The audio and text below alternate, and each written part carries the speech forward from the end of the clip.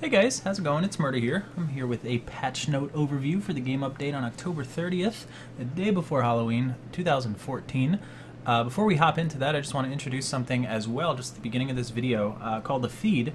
You may or may not have seen it already. I think it was posted as an announcement on the PlanetSide 2 forums about a half hour ago as of the creation of this video. You can get to it at planetside2.com/feed, F-E-E-D.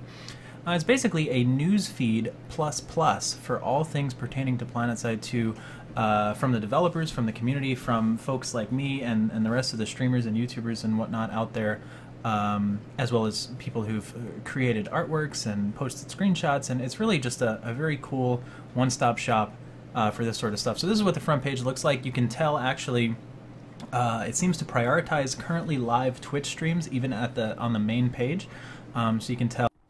If you scroll down here, Zethy and Mushin are streaming right now. It shows number of followers, number of current viewers, has easy social media sharing button.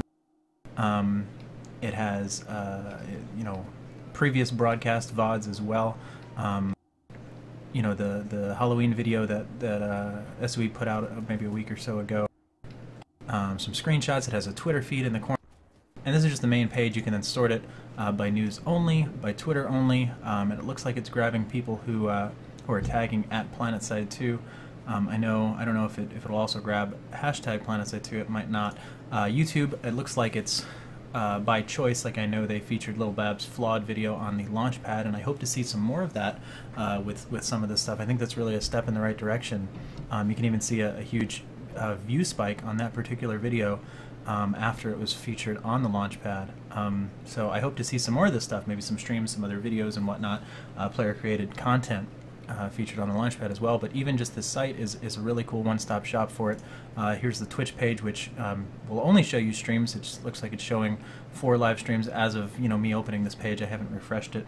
If I hit F5, let's see what happens. I don't know how quickly it picks up it updated the count, but I don't think it quite picked up my stream yet because I just started it like 5 seconds ago. Alright, like a minute and a half ago.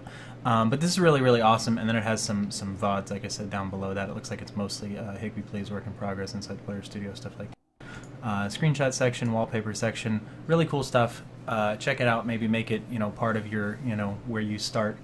When you're looking for something to watch, looking for something new to check out in the PlanetSide world, head on over to planetside2.com/feed and give it a look. But I'm very happy with it. So thanks to SOE and thanks to all of the great folks out there who create content.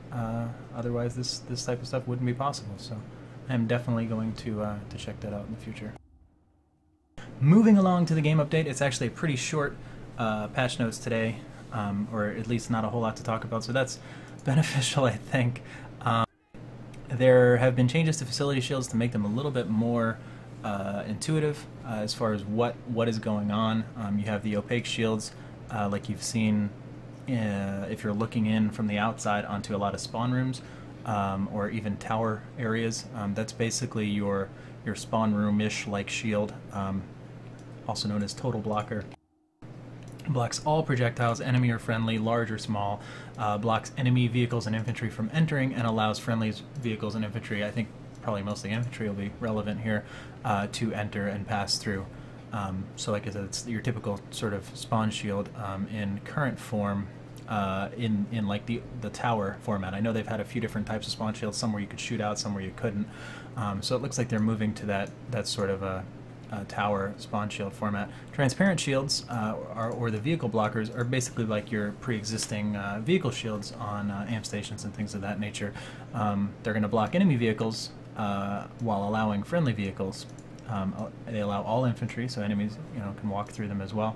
Allow all small projectiles, so small arms fire, gunshots and whatnot, which they always have. But blocks all large projectiles, so you won't get rockets and tank shells and things like that through the shields. Shields can be opaque on one side and transparent on the other, and I think that'll probably come into play maybe with some of the spawn shields where they'll want people to shoot out but not shoot in and things like that. So you'll see that too, and then there will be icons on them indicating what you must do to bring them down in the case where it's a generator, it must be overloaded or something along those lines. You've also got gold and black versions of many NS weapons that didn't previously have them, which is quite interesting. I definitely am not going to be able to afford purchasing them all anytime soon. But they for the NS-11 carbine assault rifle, the NS-15 LMG, the Decimator, and the Annihilator, there's now a gold and a black version of each added to the depot. As well as, and this I didn't quite understand when I read it at first. I don't know if it's due to coloration of it or not. But a new NS-15 M2 will be replacing the original in the marketplace. Those who already own the 15M will keep it, however the name has been updated to M1. I thought that was interesting. I'm actually going to hop in the game real quick here, and you can see, I don't know if there's a page for it here. Look here to see what's on sale today. Not that at the moment. Alright, so you can see, I'm just on a kind of a dummy character here. All the ones I was just talking about. So here's the black. Here's the M2. As opposed to the, I don't know if you'll have the old one in the depot, but I'm just going to grab it real quick. The M1. I guess, yeah, I mean, it is a little bit of a different color scheme, and maybe that's why they did it like that, since the NS-15M was kind of black and brown, as opposed to the more tannish sort of coloration that most of the basic NS weaponry had. So that's kind of an interesting perk if the NS-15 M1 is no longer available.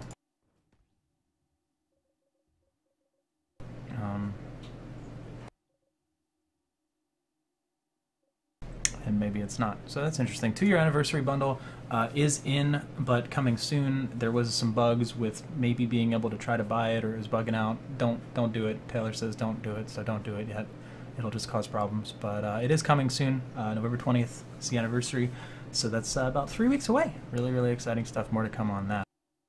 Moving back to the notes, we've got some grenade changes. Concussion grenades no longer detonating on impact and instead having the standard 3-second fuse. That's an interesting change because conc nades, especially in competitive PlanetSide play, have been wildly important for their ability to chuck them and instantly have them detonate and then move in. You can still use them to a similar effect. It's just going to require some sort of different sort of placement to allow for them to bounce or not.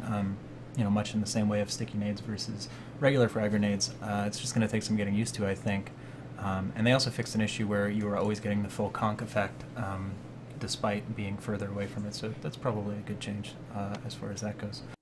AV nades, pretty huge change here. I haven't been a huge user of AV nades. I kind of missed the boat on that. I probably should have been chucking them before this change, as they've definitely been nerfed significantly versus infantry, but essentially buffed versus vehicles and maxes. So they now stick to vehicles and maxes, just like a sticky grenade would stick to anything, which allows them to lower the radius of the grenade, making it less effective against infantry. So the inner radius and the outer radius reduced quite significantly from 2.5 down to 1 and 10 down to 5 meters. So you're going to see a lot less infantry farming with AV grenades, which probably makes sense. There were also, hopefully mic's not cutting out there, my mouse was just doing something weird. Anyway, they were also doing a little bit too low damage versus aircraft for how difficult it is to hit them with it. So damage versus aircraft was increased essentially based on these resistance changes that I'm not going to read through here for the 4 different types of aircraft. PPA is another big one to get hit and heavily modified this patch. I think most of us knew it was coming in some way or another. So it's being changed to more of an infantry point defense weapon and not a long-range sit up on a hill and spam from 300 meters away weapon, which I am certainly a fan of. Another thing I kind of missed the boat on. Now I hardly have any kills with the PPA. I always do that. Anyway, fire rate doubled from 150 to 300 RPM. Some reload speed decrease, a good 1.5 seconds off of that. Direct hit adjustments reduced maximum and minimum damage, as well as increased the range at which each takes place. You can kind of do your own math on that. The inner damage from the blast, the splash damage was also reduced, as well as the radius significantly reduced from 1 meter to 0.1 meters. There's now a cone of fire bloom with each shot. Reticle change to a crosshair as opposed to what it had beforehand. A pretty significant reduction in magazine size from 20 to 12 base. Projectile speed halved to go along with the doubling of the fire rate, and ammo capacity reduced slightly. So all in all, a very different weapon, but perhaps more appropriate.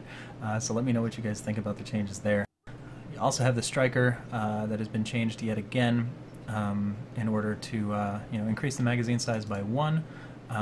Makes it easier to see in terms of visual effect of the projectile trail, and made the cone of fire more manageable by reducing it by 0.5 degrees in most stances, and reducing the growth per shot as well. So some minor changes there in comparison to the grenades and the PPA, but nonetheless a slight buff to make up for the prior changes at the beginning of the month.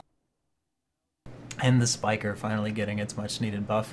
You guys let me know if you think it's in a good place now or not. Burst fire rates increased pretty substantially from 336 to 480 RPM. The 6-round charge burst has been removed, and now there's separate firing modes that can either do the standard 2x burst, or a charge shot, kind of like a lancer, that'll fire a single shot as opposed to scaling shots that consume 4 rounds per shot fired. They do a small amount of AoE damage as well within 1.5 meters of impact, and to adjust for the new round consumption and so forth, the clip size has been decreased from 18 to 14. I like the usage of clip size there as opposed to magazine. They're really on top of their game.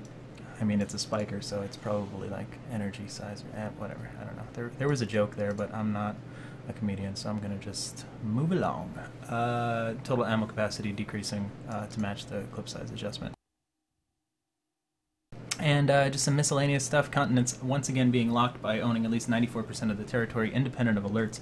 I kind of like this, and wish it was in at the beginning of the month, just because I, in particular, as you know, in my efforts to get 3,000 pumpkin seeds on Emerald, which I'm still working on, would find so many situations where like Indar and Esamir would be locked, and Hassan and Amrish were the 2 continents, and it would just rotate Hassan and Amrish pumpkin alerts all day because they couldn't be on the locked continents. And if it wasn't doing a normal alert, then that lock status wouldn't really change. So that was kind of frustrating when I was wanting to hunt pumpkins on Indar and Esamir and I couldn't. But of course that's not really the reason for this change, but that's my own little anecdote, I guess, relative to this change. Unfolded the NS Carbine stock. I can't imagine that I've noticed that, sadly. More consistent service with in-game voice chat. Infantry directives now updatable, can be updated, whatever, while in a rumble seat.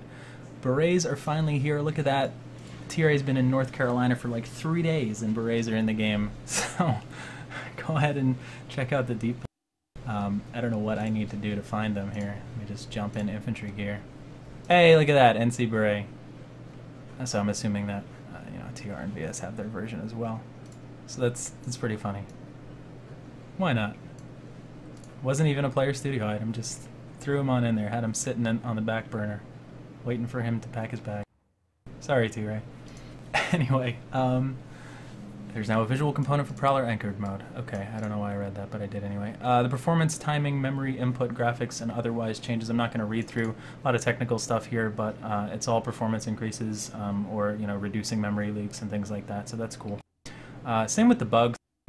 You guys can read through them if you want. I don't think there was anything that particularly jumped out at me as like, oh, I gotta remember to mention this in the patch note video or anything like that. Loading screens missing double EXP weekends. That I like, because for whatever reason, in like over the past few months, my loading screens haven't had them, and I've always had to like Google it or ask somebody else when the next one is. So I'm happy with that. Also C4 explosive damage, no longer penetrating certain shields that it wasn't intended to in the first place. So those are the notes. That was probably pretty quick, especially given the intro that I did for the feed in the beginning. So by patch note video standards, that's like 4 hours short. We've got plenty of time now. So thank you guys so much for hanging out. I really do appreciate it. I will be streaming as usual most nights of the week over at ItZMuRdA.com or twitch.tv/ItZMuRdA_TV. So I hope to see you guys there. Hop in game, enjoy the patch. Let me know what you think, especially regarding a lot of the balance changes and stuff like that that went in. And check out the feed, man. You should see under the Twitch tab, or even under the All tab, you should see my stream up there most nights of the week. So I hope to see you guys hanging out, and thanks again for joining me. Take care, everybody.